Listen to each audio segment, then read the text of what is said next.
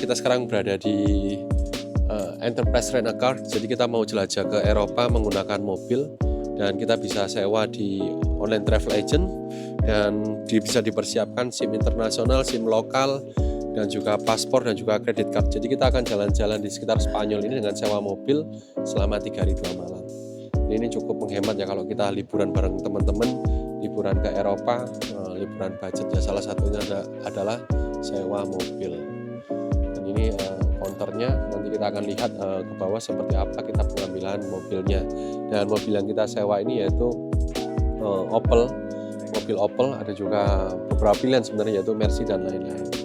Yuk kita lihat bagaimana cara kita untuk jalan-jalan di Eropa. Jadi kita kalau udah sewa dapat kartu seperti ini buat pengambilan, dan kita akan mengambil di basement. Yuk kita lihat mobilnya seperti apa. Kan kita sekarang udah di parking 0, kita tadi pakai Enterprise tadi, dan di dekat sini kita langsung ke pengambilan untuk mobilnya Enterprise itu, dan kita sewa van ya. Jadi seperti ini kondisi kita antri. Jadi kita antri, terus nanti mobil akan diantar. Jadi seperti itu ya untuk prosedur kita sewa. Kita lihat lagi setelah ini.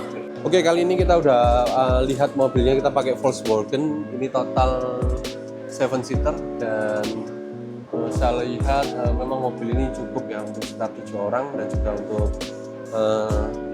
kita gunakan untuk keliling kota di Barcelona, dan mobilnya pun cukup bagus. Rekan-rekan, kali ini kita sudah berada di Barcelona, dan ini kamar kita pakai Airbnb, dan kamarnya pun cukup estetik ya. Saya mau tidur dulu, besok kita lanjut untuk travel vlog jalan-jalan di Barcelona. Halo, selamat pagi. Kali ini kita berada di Barcelona. Ini kita mau ke Sagrada Familia. Sagrada Familia yang merupakan tempat semacam gereja, dan kita lihat memang arsitekturnya memang unik ya. Kita akan lihat seperti apa Sagrada Familia dengan city tour di Spanyol ini. Halo rekan-rekan, kita sekarang berada di Sagrada Familia. Jadi Sagrada Familia ini adalah bangunan dengan ciri khas gotik ya. Arsitek gotik, dibangun pada tahun 1800-an, di mana Sagrada Familia ini merupakan salah satu ikon dari Barcelona. Dan kita lihat memang Sagrada Familia ini memiliki ciri khas, yaitu bangunan gotiknya. Jadi seperti kalau rekan-rekan main game-game di Devil May Cry dan lain-lain, ya Sagrada Familia tepat di belakang saya ini merupakan ikon dari Barcelona. Halo, kali ini Sagrada Familia tepat di belakang saya. Ini kita berada di depan dari Sagrada Familia. Dan Sagrada Familia ini sendiri memiliki tinggi sekitar 172 meter persegi. Dengan ciri khas memang gereja gotik modern ya. 1880 dan dibangun hingga hari ini belum selesai. Dan Sagrada Familia ini menjadi ciri khas dari Barcelona itu sendiri, dan bisa kita tempuh dari pusat kota sekitar berjalan kaki 2-3 km.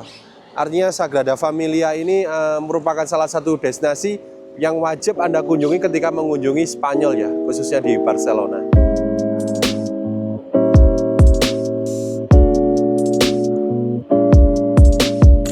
Halo rekan-rekan, kita akan city tour di Barcelona ya menggunakan bus, dan harganya ini sekitar 33 euro.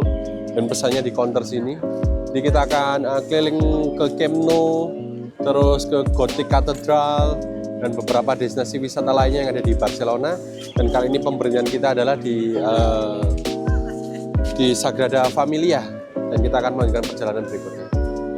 Oke, kali ini kita sudah berada di bus city tour, dan bus city tour ini kita akan jalan-jalan ke berbagai destinasi. Dan tentunya bus city tour di sini juga disediakan audio untuk terjemahan beberapa bahasa ya, Inggris dan lain-lain. Dan memang city tour kalau di perkotaan menggunakan bus city tour ini kita bisa mengakses beberapa tempat wisata sekaligus. Jadi seperti itu ya rekan-rekan. Dan dari setiap pemberhentian itu 10-20 menit akan lanjut ke perjalanan berikutnya. Halo, kali ini kita berada di Camp Nou, Barcelona.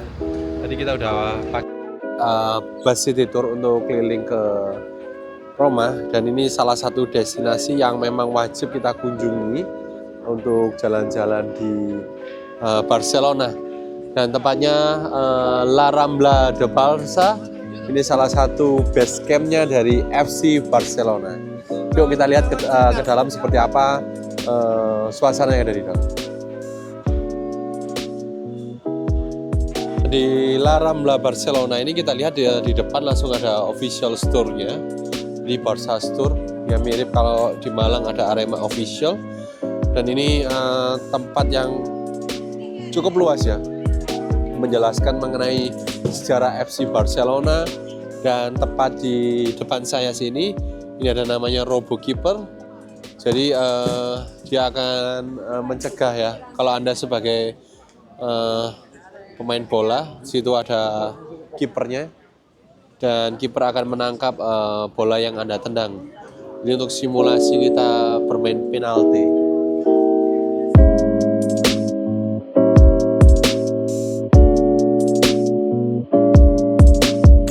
Kita udah di area atau di komplek dari FC Barcelona, dan di sini ada Barca Store. Kita lihat ada apa jadi Barca Store, baju atau pakaian atau kostum dari FCB. Nah ini seperti halnya Messi, sekarang siapa ya, udah lama nggak ngikutin, Lewandowski, terus jaket dan lain-lain. Ini ori ya dari Barcelona, dari FC Barcelona. Dia terdiri dari 3 lantai. Ini ada bola sepak juga, harganya 450. Ini kalau mau dibawa pulang bisa ini.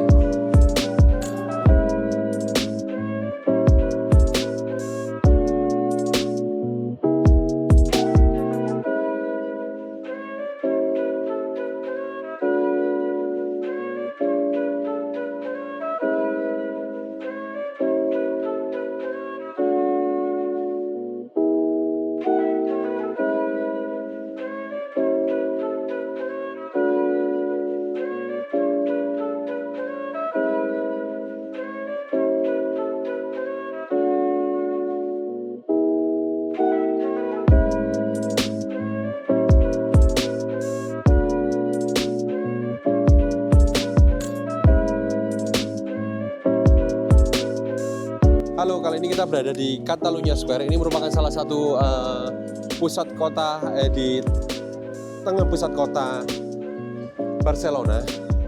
Dan kita lihat di sini cukup ramai. Setelah tadi kita turun menggunakan bus turis ya.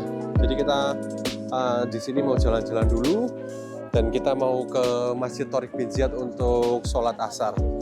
Dan dari Catalunya Square ini sekitar 1 kilo ya, atau 13 menit perjalanan, sehingga kita berhenti dulu untuk melakukan sholat duhur jamaah asar. Dan suasana di sini cukup ramai, cuma hati-hati jika ada copet, karena daerah sini pun kalau di pusat kota kebanyakan banyak copet ya, jadi diperhatikan barang bawaannya. Nah ini kita perjalanan di tengah kota Catalunya atau pusat Catalunya. Dan kita nanti akan belajar ke Primark, dan sementara kita tunaikan sholat dulu. Nah salah satu di sini masjidnya namanya apa Ustaz? Torik bin Ziyad. Ya, Torik bin Ziyad. Nah Torik bin Ziyad, sedikit sejarah mengenai Torik bin Ziyad, yaitu ini ya, seorang pahlawan Muslim yang berasal dari Barbar atau daerah Maghrib. Maghrib itu ya sekitar Afrika Selatan, yang dulu menaklukkan Spanyol. Jadi Spanyol ini dulunya adalah negeri Andalusia atau kekhilafahan Andalusia, yang dimana dulu memang sempat menjadi tanah Muslim sebelum terjadinya inkuisi gereja ya, dan kembali lagi menjadi kerajaan Katolik. Dan memang Spanyol ini juga memiliki hubungan yang cukup erat dengan Indonesia pada abad 15, karena dulu Ternate dan Tidore juga pernah dijajah oleh Spanyol, tapi karena ada Portugis terlebih dahulu menjajah Ternate Tidore, maka Spanyol lebih difokuskan pada Filipina dengan perjanjian Zaragoza-nya.